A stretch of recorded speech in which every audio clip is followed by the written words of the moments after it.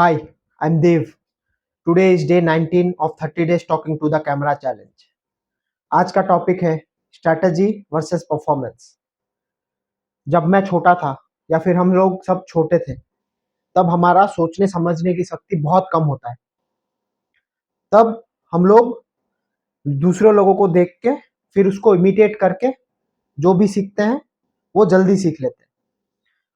मतलब लैंग्वेजेस बच्चे लोग ज़्यादा जल्दी सीखते हैं, सब्जेक्ट्स बच्चे लोग ज़्यादा जल्दी सीखते हैं। जो भी चीज़ हो वो बच्चे लोग ज़्यादा जल्दी सीख पाते हैं क्योंकि वो करते करते सीखते हैं या फिर कॉपी करते करते सीखते हैं।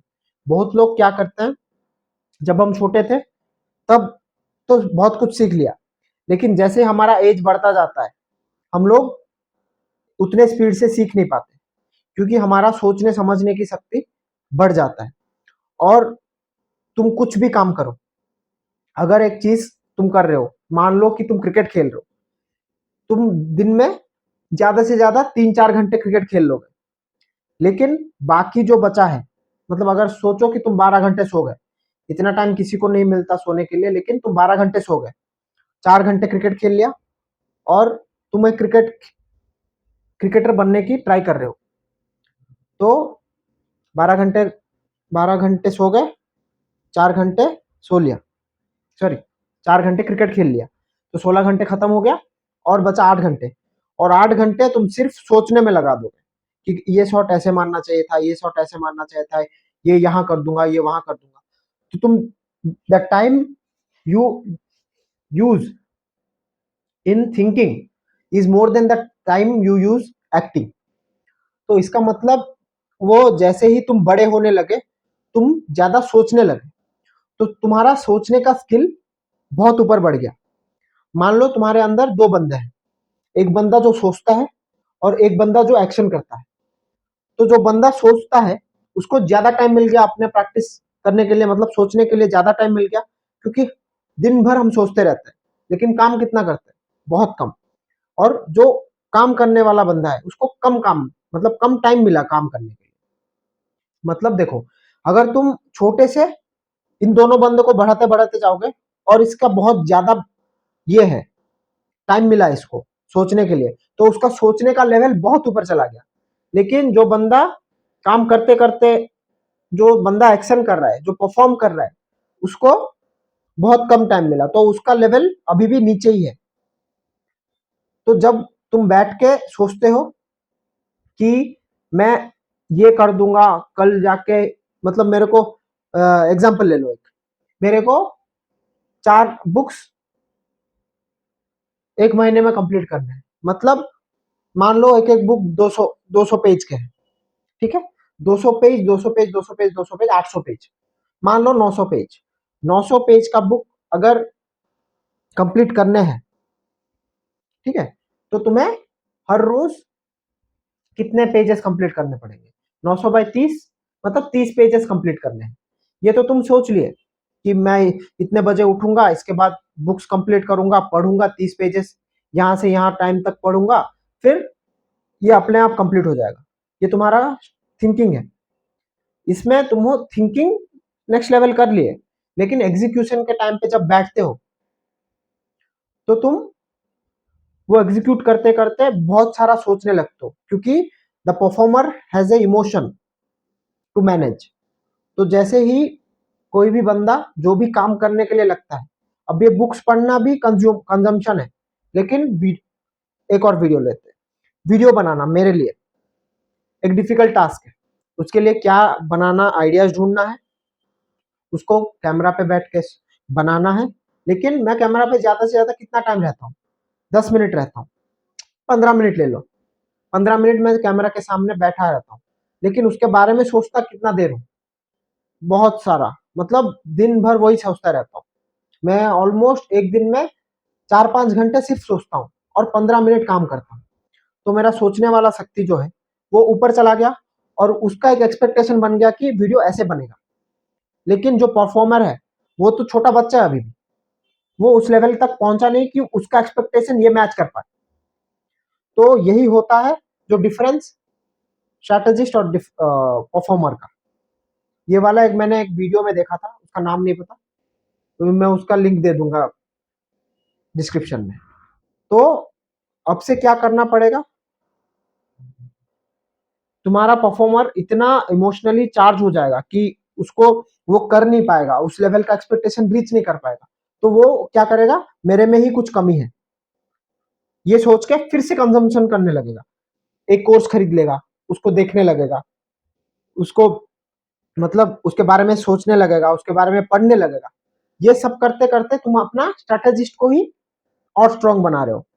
तुम्हारा जरूरत कोर्स नहीं है, कोर्स अच्छा है लेकिन तुम्हारा जरूरत कोर्स नहीं है, तुम्हारा जरूरत है पहले एक्शन लेना। एक्शन लेते लेते फिर उसके जगह पे अगर कोई बॉटल नेक है उसको कंप्लीट करने के लिए, उसको कॉम्पनसेट करने के लिए कोर्स ले सकते हो। लेकिन तुम्हारा पहला कदम कोर्स लेना नहीं है, पहला कदम है वीडियो बनाना। मेरा भी पहला कदम वीडियो बनाना है। उसमें इंप्रूव कैसे करना है वो वीडियो बनाते बनाते कुछ और से सीखूंगा तब इंप्रूव कर पाऊंगा। लेकिन जब तुम छोटे हो,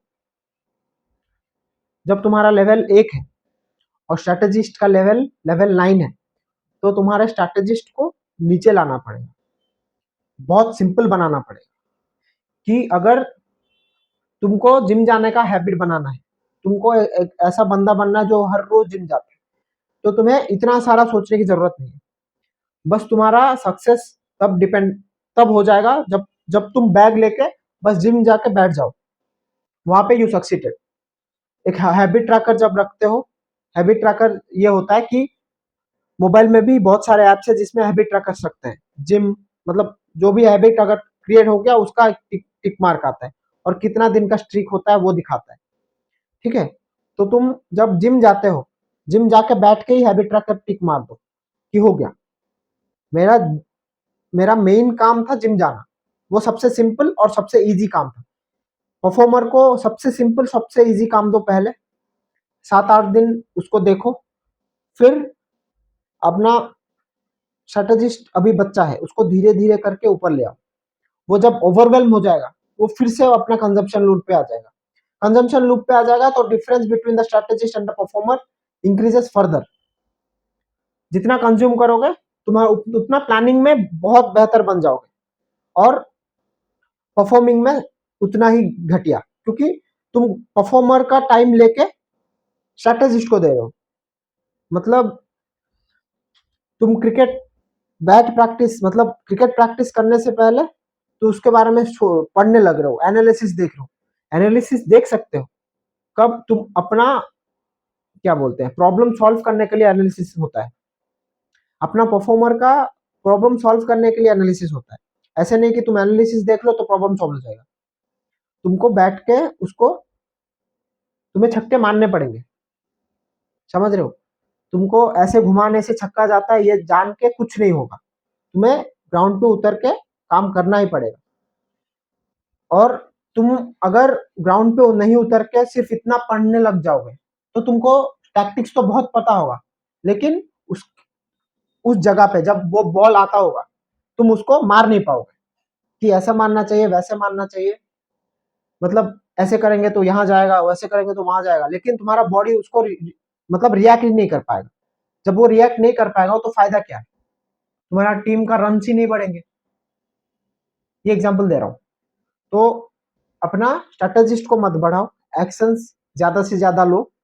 और उसके साइड में मैं बोलता हूं अगर तुम किसी चीज के लिए 4 घंटे दे रहे हो तो वो 4 घंटे क्या होना चाहिए, 3 घंटा एक्शंस होना चाहिए और 1 घंटा उसके बारे में सोचना चाहिए। सोच के फिर उसको अप्लाई करना चाहिए।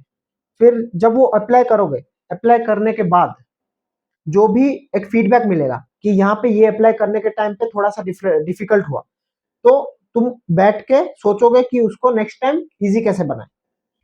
फिर वो इजी करने के बाद फिर तुम दूसरा अप्लाई करोगे।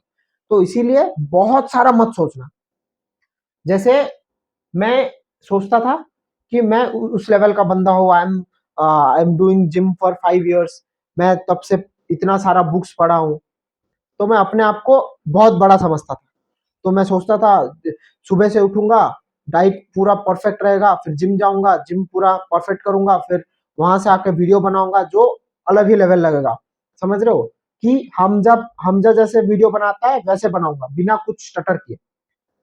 लेकिन मैं अपना वीडियोस वापस देखता हूँ और बहुत घटिया बनाता हूँ। लेकिन ये सबसे इंपॉर्टेंट पार्ट है कि तुमको घटिया बनाना ही पड़ेगा।